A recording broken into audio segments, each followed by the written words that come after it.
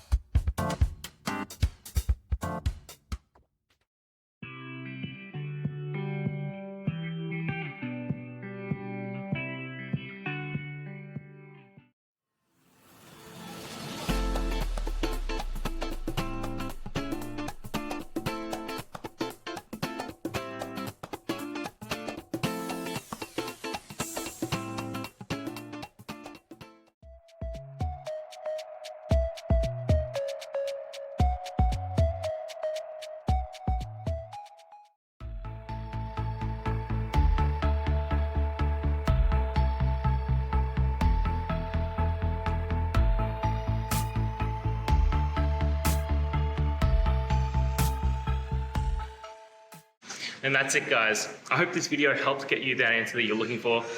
Now, I'll see you next time. Please subscribe for more question and answer videos. And if you have any more, please just shoot them through in the comments. Have a good one.